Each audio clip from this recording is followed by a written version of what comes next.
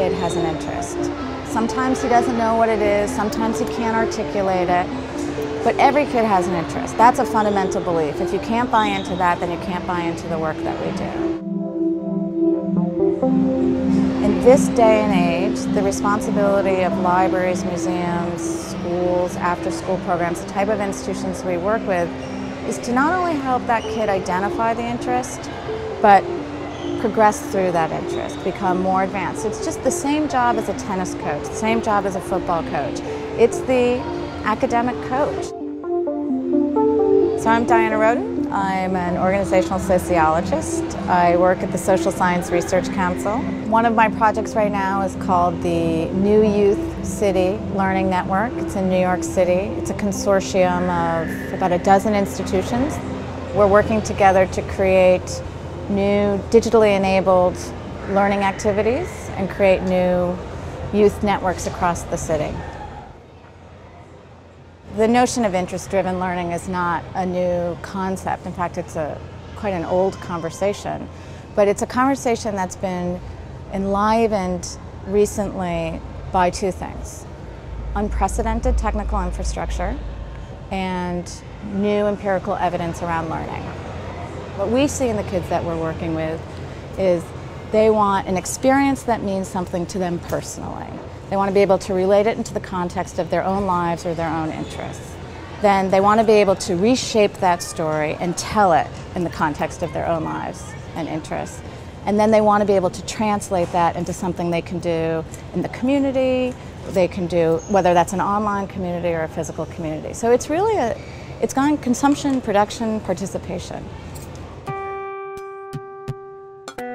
Well, what does this mean? I mean, we had to start there. So part of the reframe was, we're talking about learning, not education. What's that difference? We're talking about digital media, we're not talking about big technology. We're talking about learner-centered rather than institutional-driven. So there was a lot of sort of ground leveling to do in terms of just basic understanding of what this transformation might mean. We're trying to get them to think about what happens if you take your assets around biodiversity, for example, and start putting them out there in a way that a kid can incorporate them in a narrative that he or she finds personally motivating, personally relevant, personally interesting. And then ways in which they might be able to do dynamic remodeling around that asset, dynamic mapping around that asset, dynamic storytelling.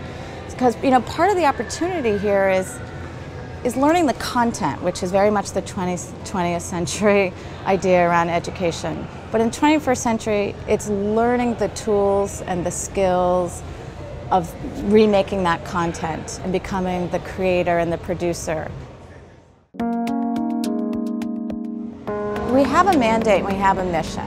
You know, we want to go through this process, at the end of which we can demonstrate what digital media learning tools can do. We started on the edges. These are institutions that are central to a city, but not necessarily central to a kid's life right now. They're more flexible.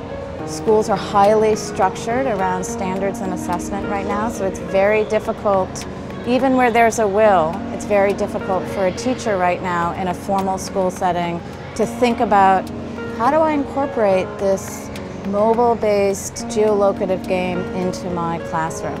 You can't even use mobile phones in New York City classrooms right now. Whereas if you come to a place like the Natural History Museum or you go to the Wildlife Conservation Society, not only do they have the assets to teach about that subject matter, but they can use the tools and they can practice and demonstrate the tools. We don't have enough positive examples of what this means. We have a lot of discourse around it, but we don't have a lot of concrete, positive examples of how do you do this. And that is our job right now. We have to put that out in the world so that the chancellors and the principals and the teachers understand that this isn't just about media, arts, and crafts, but it's about using the tools to get to the content and the skills and the competencies that they value.